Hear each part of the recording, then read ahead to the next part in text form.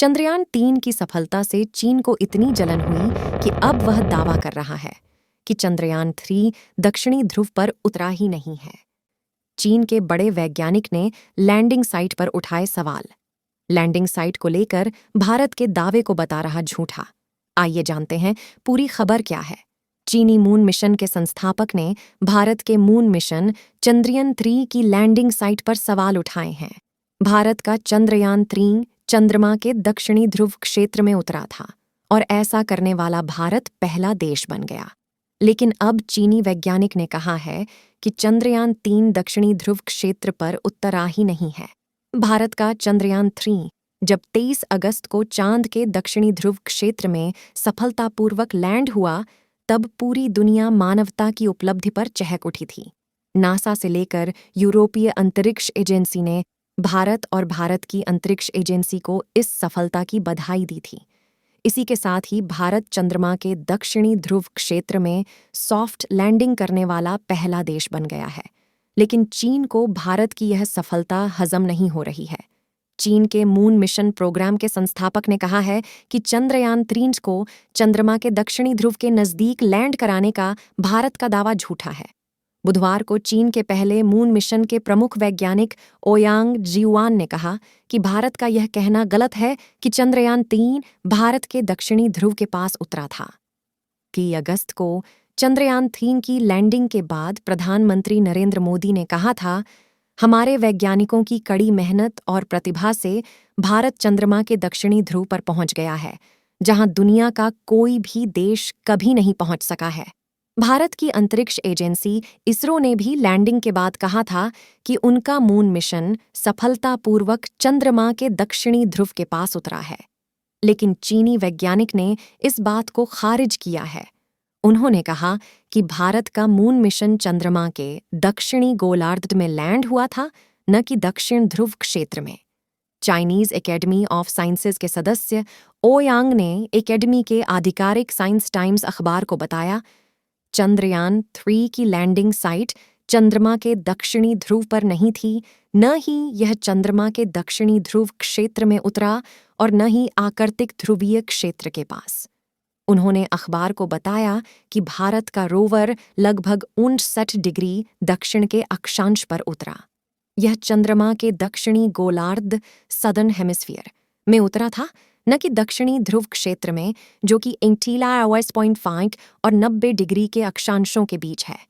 पृथ्वी जिस धुरी पर सूर्य के चारों तरफ चक्कर लगा रही है वो 23.6 डिग्री झुकी हुई है, इसलिए दक्षिणी ध्रुव को 5 और 90 डिग्री दक्षिण के बीच माना जाता है।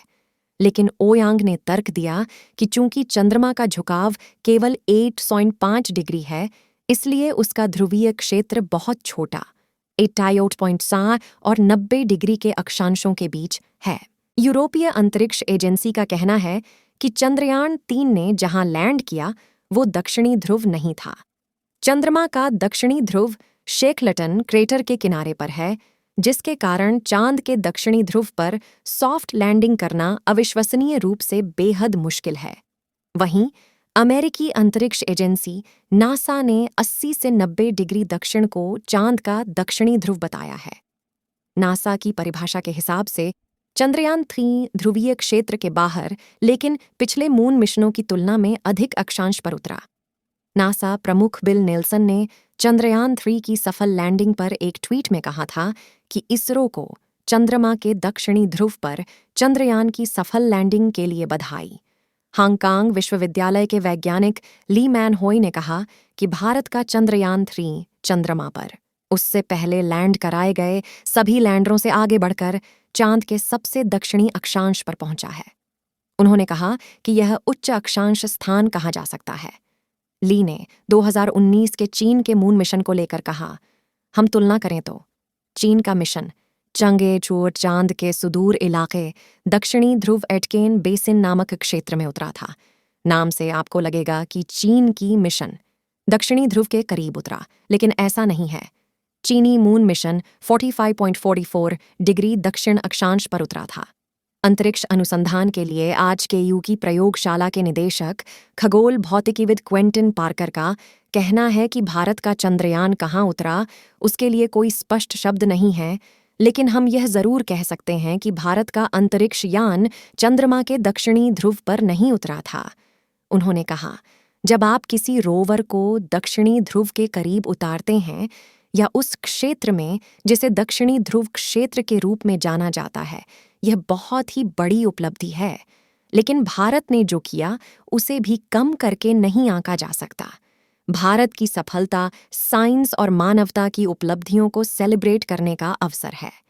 उन्होंने साउथ चाइना मॉर्निंग पोस्ट से बात करते हुए कहा, अगर किसी के पास ऐसा करने की तकनीकी क्षमता है तो वह दक्षिणी ध्रुव के करीब जा सकता है।